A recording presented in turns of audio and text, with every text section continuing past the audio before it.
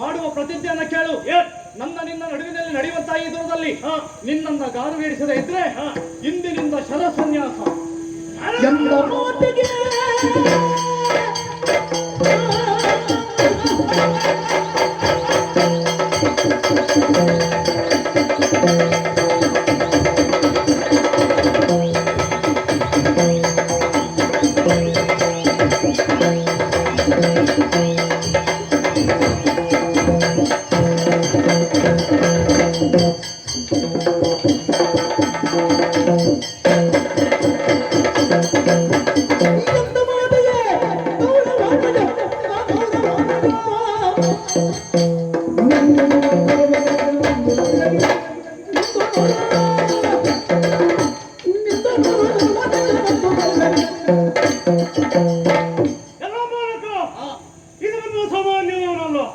ದುಶಾಸನ ನೋಡು, ಏನು ನೀನು ನನ್ನಂದ್ರು ದುರಕ್ಕೆ ಹೇಳಿದವನಲ್ಲ, ಮತ್ತೆ ಯಾರು ಬೇಕು? ನೀನಿನ್ನು ಸಣ್ಣವ. ನಮಗೆ ಬೇಕಾದವರು ಯಾರು? ನಿನ್ನ ತಂದೆ ಪಾರ್ಥ, ಅದಲ್ಲೊಂದಾಗರದಿಂದ ದೊಡ್ಡಪ್ಪ ಭೀಮಸೇನ, ಅವರನ್ನ ಕಳುಹಿಸು. ನೀನು ಹಣೆಗೆ ಹಾಕುತ್ತೆ.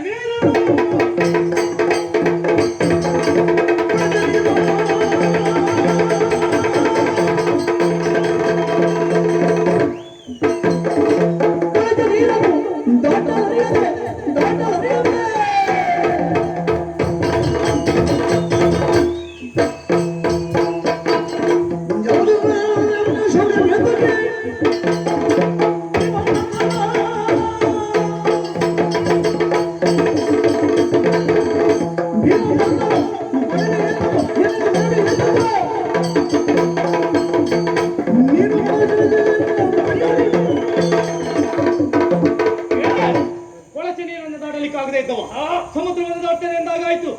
ಭೀಮ ಪಾತ್ರರನ್ನ ನೋಡುವ ಮೊದಲಾಗಿ ಅಭಿಮನ್ಯು ಏನು ಅಂತ ನೋಡು. ಏನಂತ ನೋಡ್ತೇನೆ?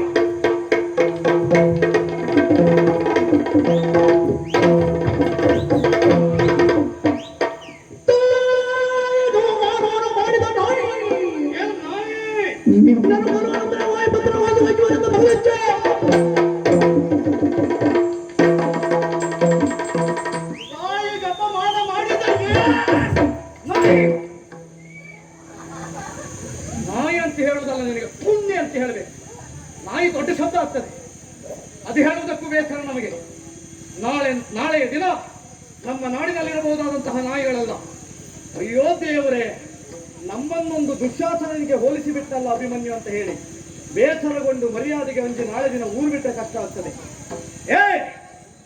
ತಾಯಿಗೆ ಅಪಮಾನ ಮಾಡಿದ ನಾಯಿ ನೀನು. ತುಂಬಿದ ಸಭೆಯಲ್ಲಿ ದೊಡ್ಡಮ್ಮ ದ್ರೌಪದಿ ದೇವಿಯ ಸೀರೆಯನ್ನು ಸೆಳೆಯುವುದಕ್ಕೆ ಮುಂದಾದವ ನೀನು. ಹಣೆ ಬರಗೆಟ್ಟವನೇ, ಮರ್ಯಾದೆ ಸತ್ತವನೇ. ನಿನ್ನ ಜನ್ಮಕ್ಕಿಷ್ಟು ಬೆಂಕಿ ಹಾಕಲಿಕ್ಕೆ ಪೂರ್ತಿ ಸೀರೆಯು ಸೆಳೆಯಲಿಕ್ಕಾಗಲಿಲ್ಲ, ಅರ್ಧಂಬರ್ಧ ಸೆಳೆದವ ನೀನು. ನಾಮರ್ಧ ಮಾಡುವ ದುರದಲ್ಲಿ ನಿನ್ನನ್ನು ಕೊಂದು ಕಳೀತಾ ಇದ್ದೆ, ಆದ್ರೂ ಬಿಟ್ಟಿದ್ದೇನೆ. ಯಾಕೆ? ದೊಡ್ಡಪ್ಪ ಭೀಮಸೇನರು ಮಾಡಿರುವಂತಹ ಪ್ರತಿಜ್ಞೆ. ಭೀಮಸೇನರ ಹರಕೆಗೆ ಹರಸಿ ಬಿಟ್ಟ ಕೊನೆ ನೀನು. ಅವರು ಬಿಟ್ಟರೆ ಬದುಕಬೇಕು. ನಿನಗೊಂದು ಕೆಟ್ಟ ಅಭ್ಯಾಸ ಉಂಟು, ಯಾವತ್ತು ಎದುರುಗಡೆ ಮಾತಾಡುವುದಿಲ್ಲ ನೀನು.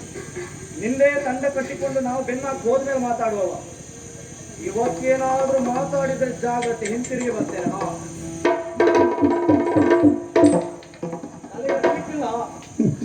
ನೀನು ಸ್ವಭಾವ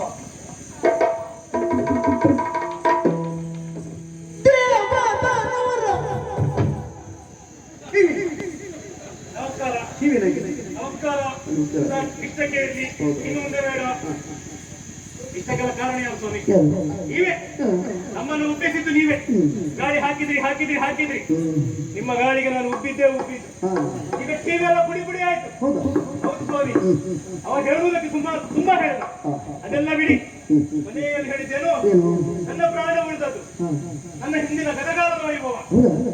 ಒಂದು ಸಭಾ ಬರುವ ಕಾಲದಲ್ಲಿ ದ್ರೌಪದಿಯ ಸೀರೆಗೆ ಹೋಗಿ ಕೈ ಹಾಕಿ ಸೀರೆ ಎಳೆದದ್ದು. ಅಂದು ಭೀಮಸೇನರು ಶಪಥವನ್ನ ಮಾಡಿದ್ದಾರೆ, ನನ್ನನ್ನು ಕೊಲ್ತೇನೆ ಎನ್ನುವ ಹಾಗೆ. ನಿಮ್ದೊಂದು ನಾನು ಹೀಗೆ ಮಾತನ್ನ ಹೇಳ್ತೇನೆ. ಇದು ನನ್ನ ಮಾತನ್ನು ನೀವು ಕೇಳಿದ್ರೆ ನಿಮ್ಗೆ ನಿಮ್ಮ ಆಯುಷ್ಯಕ್ಕಿಂತ 4 ದಿನ ಹೆಚ್ಚು ಬದುಕ್ತಿರ್ಲಿ. ಹೌದು. ಈಗ ನಾನು ಮಾಡಿದ್ದೇನಲ್ಲ ಈ ಕಾರ್ಯವನ್ನು. ನೀವು ಹೋಗಿ ಒಂದು ಸಭೆ ಆಗ್ತಿರುವಾಗ ಒಂದು ಮಹಿಳೆಯ ಸೀರೆಗೆ ಹೋಗಿ ಕೈ ಹಾಕಿ, ಸೀರೆಗೆ ಕೈ ಹಾಕಿ ಎಳೆದೊಡ್ಡಿ ಹೋಗುತ್ತಾರೆ. ನನಗೆ ಶಪಥ ಮಾಡಿದಾಗ ನೀವು ನಿಮಗೆ ಕೊಲ್ತೇನೆ ಯಾರು ಶಪಥ ಮಾಡ್ತಾರೆ. 4 ದಿನ ಜಾಸ್ತಿ ಬದುಕಬಹುದು. ಸ್ವಾಮಿ, ಅಣ್ಣನಲ್ಲಿ ಹೇಳಿ ಬಂದಿದ್ದೇನೆ. ಎಲ್ಲವೂ ಪುಡಿ ಆಗಿದೆ. ಮುಗಿದವಾಗಿಲ್ಲ. ಏನು ಮಾಡುದು? ಮೋರಿಗೆ ಉಸುಗನ ಹಾಕಿ ಹತ್ತು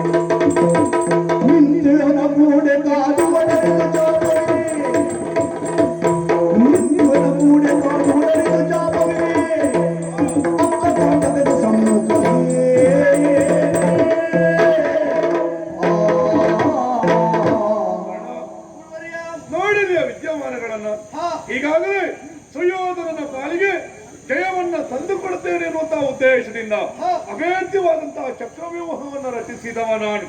ಏನು ಮಾಡೋಣ ಹೇಳು? ಈಗಾಗಲೇ ನಮ್ಮವರನ್ನೆಲ್ಲ ಸವರುತ್ತಾ ಸಿಂಹಕಿಶೋರನ ತೆರದಲ್ಲಿ ಮುಂದುವರಿತಾ ಇದ್ದಾನೆ. ನಮ್ಮ ಪಾಲಿಗೆ ಜಯ ಸಿಗುವ ನಿರೀಕ್ಷೆ ನಮ್ಮ ಪಾಲಿಗೆ ತಪ್ಪಿ ಹೋಯಿತು. ಆದ್ದರಿಂದ ಸುಯೋಧನನಿಗೆ ಕೊಟ್ಟ ಮಾತಿನ ಪ್ರಕಾರವಾಗಿ ಅವನಿಗೆ ಜಯ ತಂದು ಕೊಡಬೇಕಾದದ್ದು ನನ್ನ ಕರ್ತವ್ಯ. ನೀನು ಮಾಡಲೇಬೇಕಾದಂತಹ ಕರ್ತವ್ಯ ಏನು ಗೊತ್ತಾ? ಮಾಡಲೇಬೇಕು.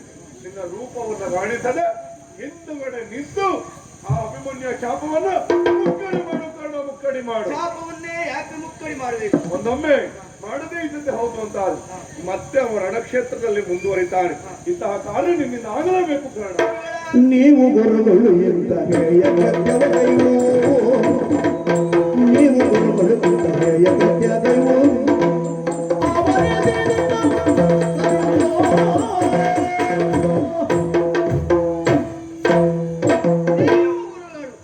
ಉಭಯ ಕುಲಕ್ಕೂ ನೀವು ಗುರುಗಳು. ಆದ್ರೆ ಇಂಥ ಹೇಯ ಕೃತ್ಯಕ್ಕೆ ಮನ ಮಾಡ್ತೀರಿ ಎಂದ ಈ ಕನಸು ಮನಸ್ಸಿನನ್ನು ನಾವು ಎನಿಸಿಕೊಂಡಿರಲಿಲ್ಲ. ಯಾಕೆ ಕಾರಣ?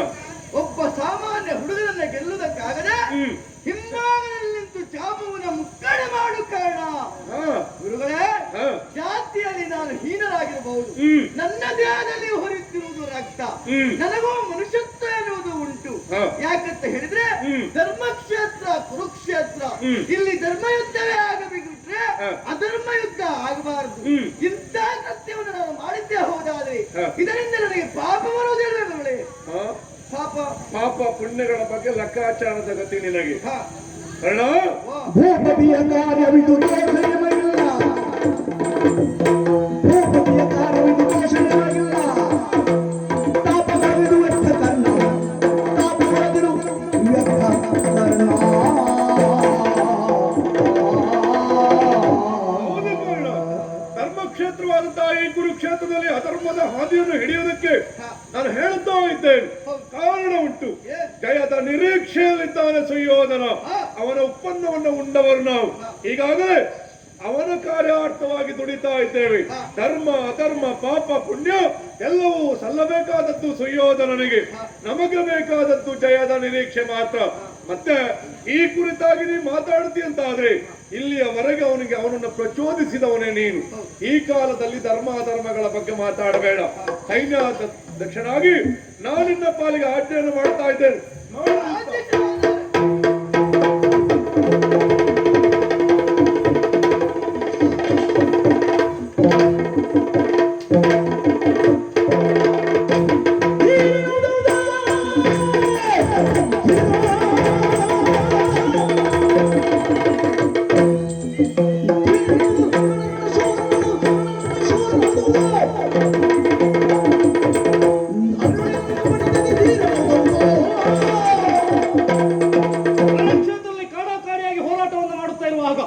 ಬೆನ್ನ ಹಿಂಗಡೆಯಲ್ಲಿ ನಿಂತು ನನ್ನ ಚಾಪವನ್ನು ಮುಕ್ಕರಿ ಮಾಡಿದವ ಯಾರು ನೋಡಿದ್ರೆ ಕಲಿಕರ್ಣ. ಅಪ್ಪ, ಇದು ನಿನಗೆ ಯೋಗ್ಯವಾದಂತ ಕೆಲಸ ಅಲ್ಲವೇ ಅಲ್ಲ. ಇದು ನಿನಗೆ ಹೇಳಿ ಪ್ರಯೋಜನ ಇಲ್ಲ. ಈ ಕಳ್ಳ ವಿದ್ಯೆ ಹೇಳಿಕೊಟ್ಟ ಆ ಕಳ್ಳ ಗುರು ಯಾರು ನೋಡ್ತಾರೆ.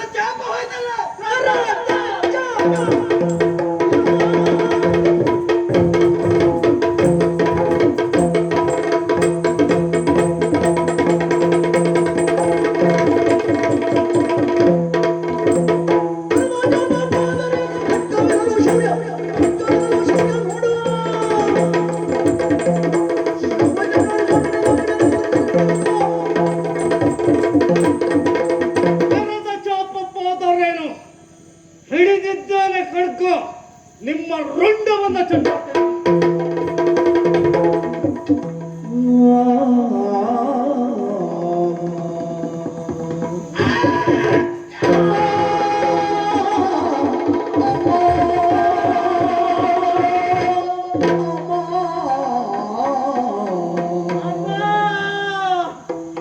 ಕೈಗಳು ಉರಿಯುತ್ತಾ ಉಂಟು ತಾಯಿ, ಕೈಗಳು ಉರಿಯುತ್ತಾ ಉಂಟು. ರಣಕ್ಷೇತ್ರದಲ್ಲಿ ಕಾಡಿಯಾಗಿ ಹೋರಾಟವನ್ನು ಮಾಡುತ್ತಿರುವಂತಹ ಸಂದರ್ಭ ಕೇಳಿಸಿದ್ದು ಪಾಂಚಜನ್ಯ ಹಾಗೂ ದೇವದತ್ತನ ನಿನಾದ. ಅಪ್ಪ ಹಾಗೂ ಮಾವ ಈ ಕಡೆಯಲ್ಲಿ ಬರುತ್ತಾ ಇದ್ದಾರೆ ಎನ್ನುವುದನ್ನು ಗಮನಿಸಿ ರಣಕ್ಷೇತ್ರ ಆದ್ದರಿಂದ ಬೆನ್ನ ಹಿಂಗಡೆಯಲ್ಲಿ ಕರವನ್ನ ಜೋಡಿಸಿ ನಮಿಸುವುದಕ್ಕೆ ಮುಂದಾದ್ರೆ ಅದೇ ಸಮಯವನ್ನು ಸಾಧಿಸಿದಂತಹ ಈ ದುರಾತ್ಮರು ನನ್ನ ಕರಗಳನ್ನ ಕತ್ತರಿಸಿ ಬಿಟ್ರಮ್ಮ, ಕತ್ತರಿಸಿ ಬಿಟ್ರು. ಬರುವ ಪೂರ್ವದಲ್ಲಿ ನೀನಾಡಿರುವಂತಹ ಮಾತು, ಮಗನೇ ನೀನು ಹೋಗುತ್ತಿರುವುದು ಧರ್ಮಕ್ಷೇತ್ರವಾದರೂ ಸಹ ಆ ಕುರುಕ್ಷೇತ್ರದಲ್ಲಿ ಇರುವವರೆಲ್ಲರೂ ಅಧರ್ಮಿಗಳು ಎನ್ನುವ ಹಾಗೆ ನೇರವಾಗಿ ಹೋರಾಟವನ್ನು ಮಾಡಲಿಕ್ಕಾಗದೇ ಇದ್ದಾಗ ಮೋಸದಿಂದಲಾಗಿ ಹೋರಾಟವನ್ನು ಮಾಡಿ ಗೆಲ್ಲುವ ಸಾಮರ್ಥ್ಯ ಇದ್ದವರು ಎನ್ನುವ ಹಾಗೆ. ಅಲ್ಲದೆ ಇದ್ರೆ ಶ್ರೀಕೃಷ್ಣ ಪರಮಾತ್ಮ ಆಡಿದಂತಹ ಮಾತೇನು, ಧರ್ಮಕ್ಷೇತ್ರವೇ ಕುರುಕ್ಷೇತ್ರ ಎನ್ನುವ ಹಾಗೆ. ಧರ್ಮಕ್ಷೇತ್ರವಾಗಿರುವಂತಹ ಈ ಕುರುಕ್ಷೇತ್ರದಲ್ಲಿ ಕ್ಷಣ ಕ್ಷಣಕ್ಕೂ ಅಧರ್ಮವೇ ತಲೆ ಎತ್ತಿ ತಾಂಡವವಾಡ್ತಾ ಉಂಟು. ಬರುವ ಪೂರ್ವದಲ್ಲಿ ದೊಡ್ಡಪ್ಪ ಧರ್ಮರಾಯನಿಗೆ ಮಾತೊಂದನ್ನು ಕೊಟ್ಟೆ, ಕೌರವರನ್ನು ಸದೆ ಬಡಿಯುವುದರ ಮೂಲಕವಾಗಿ ಜಯಲಾಲನೆಯನ್ನು ಹೊತ್ತು ತರುತ್ತೇನೆ ಎನ್ನುವ ಹಾಗೆ. ಉಳಿಸಿಕೊಳ್ಳುವ ಬಗೆ ಹೇಗೆ? ಯುದ್ಧವನ್ನ ಮಾಡುವುದಕ್ಕೆ ಚಾಪವಿಲ್ಲ, ಖಡ್ಗವನ್ನ ಹಿಡಿಯುವುದಕ್ಕೆ ಕರಗಳಿಲ್ಲ. ಎಂಬಲ್ಲಿಗೆ ಅಭಿಮನ್ಯುವಿನ ಕಾಳಗ ಇಲ್ಲಿಯೇ ಮುಗಿದು ಹೋಯ್ತಾ? ಅಭಿಮನ್ಯುವಿನ ಕಾಳಗ ಇಲ್ಲಿಗೆ ಮುಗಿದು ಹೋಯ್ತಾ? ಖಂಡಿತವಾಗಿ ಇಲ್ಲ. ನಿಜವಾದ ಅಭಿಮನ್ಯುವಿನ ಕಾಳಗ ಇಲ್ಲಿಂದಲೇ ಪ್ರಾರಂಭ. ನಿಜವಾದ ಅಭಿಮನ್ಯುವಿನ ಕಾಳಗ ಇಲ್ಲಿಂದಲೇ ಪ್ರಾರಂಭ. ಮಾಡುವುದೇನು ಮಾಡುವುದೇನು ಮಾಡುವುದೇನು? ಏರಿ ಬಂದ ರಥವನ್ನ ಪೂರಿಗೈದು ನನ್ನ ಮುಂಡಾದ ಕೈಗಳಿಗೆ ಸಿಲುಕಿಸಿಕೊಂಡು ನಿಮ್ಮ ರುಂಡವನ್ನ ಚೆಂಡಾಡ್ತೇನೆ. ಬನ್ನಿ ಬನ್ನಿ ಬನ್ನಿರೋ ಬನ್ನಿ, ಕೌರವರೆಲ್ಲರೂ ಒಟ್ಟಾಗಿ ಬನ್ನಿ. ನಿಮ್ಮನ್ನ ಸದೆ ಬಡಿಯುವುದಕ್ಕಾಗಿ ಈ ಅಭಿಮನ್ಯು ಸಿದ್ಧನಾಗಿ ನಿಂತಿದ್ದಾನೆ. ಬನ್ನಿ ಬನ್ನಿ ಬನ್ನಿ.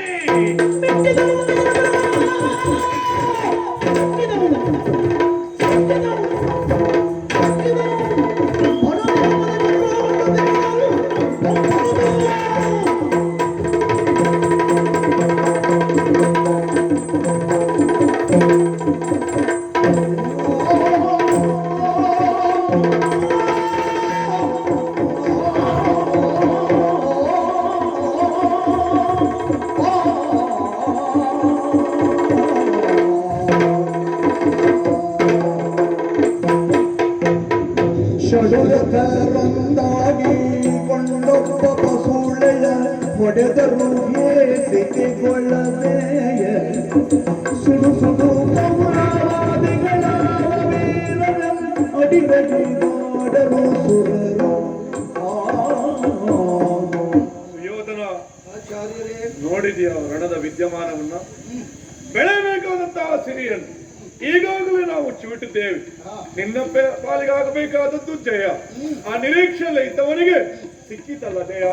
ಮುಂದಿನ ದಿನದ ನಿರೀಕ್ಷೆಯಲ್ಲಿ